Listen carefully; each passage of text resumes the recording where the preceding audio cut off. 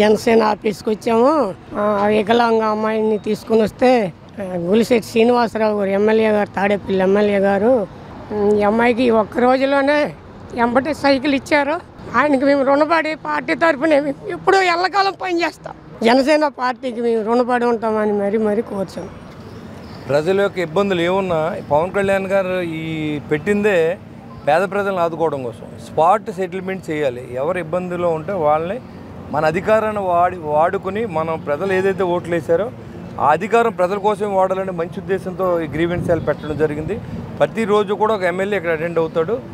ప్రతిరోజు కూడా grievance cell పెట్టిన ప్రతిరోజు ఎమ్మెల్యే ఉంటారు, స్టాఫ్ ఉంటారు, ఒక అడ్వకేట్ ఉంటారు, అసిస్టెంట్స్ ఉంటారు, పార్టీ ఆఫీస్ నుంచి రిప్రజెంటేషన్ ఉంటారు. అందరూ కలిసి ఒక టీమ్గా ఏర్పాటు చేసి ప్రతిరోజు కూడా ఇక్కడ ఈ ప్రాబ్లమ్ సాల్వ్ చేసే బాధ్యత మేము తీసుకున్నాం. ఏదైనా చిన్న మందులు కావాలి, డబ్బులు హాస్పిటల్ పంపించాలంటే ఇమీడియట్గా మేమే సెటిల్ చేస్తున్నాం. ఏదైనా ఇబ్బందులు ఉన్నాయి, ఎలాంటివి కావాలి సామాన్లు, ఈ 10,000 రూపాయలు దానికి మనం పెద్ద ఆలోచించవలసిన అవసరం లేదు. ఎవరికి లెటర్ రాసేవలసిన అవసరం కూడా ఇంటే ఇమీడియట్గా మనమే చేసేవాళ్ళు. ఏ పార్టీ నమ్ముకుని మనం ఇవాళ సీట్లో కూర్చున్నామో ఆ పార్టీ చెంతకు వచ్చిన ప్రతి వ్యక్తికి న్యాయం చేసే దిశగా ఇవాళ మా టీం అంతా పనిచేస్తాం. సక్సెస్ఫుల్ గ్రీవెన్స్ సెల్, ఎందుకంటే రోజు వందలాది మంది వస్తున్నారు, కొత్తలో వేల మంది వచ్చారు. సమస్యలు పరిష్కరించుకుంటూ పోతే వందల్లోకి మిగిలారు. ఇక్కడికి వచ్చే వాళ్ళకి దేనికి ఇబ్బంది పడకూడదన్న సదుద్దేశంతో భోజనానికి కూడా ఏర్పాట్లు చేస్తున్నారు. అది కూడా త్వరలోనే పవన్ కళ్యాణ్ గారి చేతుల మీదకి అది కూడా ప్రారంభమవుతుంది. ఇక్కడికి వచ్చి కంప్లైంట్ ఇవ్వటం, వాళ్ళ సమస్యను చెప్పుకోవడం, తర్వాత శుభ్రంగా భోజనం చేయడం, ఇంటికి వెళ్ళటం, 2-3 రోజుల్లో ఆ సమస్యకి పరిష్కారం దొరకటం, ఇది ఈ కాన్సెప్టు. పవన్ కళ్యాణ్ గారు ఏదైతే అనుకున్నారో ప్రజలకు దగ్గరగా వెళ్ళాలి, ప్రజలకు సేవ చేయాలి. వారు పడుతున్న ఇబ్బందులు రకరకాలుగా ఉంటాయి. కొన్ని పోలీస్ సమస్యలు కావచ్చు, రెవెన్యూ సమస్యలు కావచ్చు, డిఫరెంట్ శాఖలతో ఉంటాయి. వాళ్ళు తిరగలేరు. అదే ఇక్కడికి వస్తే ఒకే చోట అన్ని శాఖలకు సంబంధించిన న్యాయం జరుగుతుంది.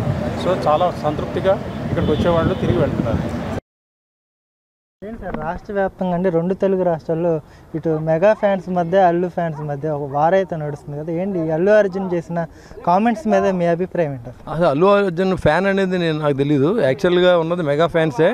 మెగా కుటుంబం నుంచి వచ్చిన వ్యక్తులు ఎవరైనా ఇడిపోయి పెట్టుకుంటే మేము చెప్పలేం. కానీ ఆ బ్రాంచ్లు అన్ని సామాన్య కంపెనీలాగా ఉన్నదే మెగా ఫ్యాన్స్. ఇక్కడ ఉన్నదే చిరంజీవి ఫ్యామిలీ అంతే తప్ప అల్లు అర్జున్కి ఫ్యాన్స్ ఉన్నారని నాకు తెలియదు. ఆయన ఊహించుకున్నాడేమో ఉన్నారని. ఆయన స్థాయి మర్చిపోయి మాట్లాడుతున్నాడు. చాలా జాగ్రత్తగా మాట్లాడుకోవాల్సిన అవసరం ఉంది. నేను ఇవాళ చిరంజీవి గారి అభిమానులు అంతా కూడా చిరంజీవి గారిని చూసుకుంటాను. మీలో పవన్ కళ్యాణ్ అభిమానులు పవన్ కళ్యాణ్ చూసుకున్నారు, రామ్ చరణ్ చూసుకుంటున్నారు. అవన్నీ కాదు నేను పెద్ద పొడుగుని నాకు ఇష్టమైతే వస్తా, లేకపోతే మానే వెళ్ళిపో, ఎవడు కావాలన్నా నేను రమ్మని అడిగామా మేమేంటి? నువ్వు వస్తే ఏంటి, రాకపోతే ఏంటి? 20 పెడితే 20 చోట్ల నెగ్గాం. ఇవాళ నువ్వు వెళ్ళిన చోటకు ఒక చోట కూడా ఓడిపోయింది. ఇంకా మీ నాన్న ఎంపీగా నిలబడితే నువ్వు నెగ్గించలేదు. మళ్ళీ నువ్వు అందరం విమర్శించడం మంచిది కాదని నేను తెలియజేస్తాను. క్యాన్సర్ అంటే ఖర్చుతో కూడుకున్న వ్యాధి అనే అపోహ నుండి బయటపడదాం. ఇప్పుడు సామాన్యులకు సైతం అందుబాటులో అంతర్జాతీయ వైద్య సేవలను అతి తక్కువ ఖర్చుతో అందిస్తోంది మన Mahatma Gandhi cancer hospital and research institute, MVP colony, Visakhapatnam.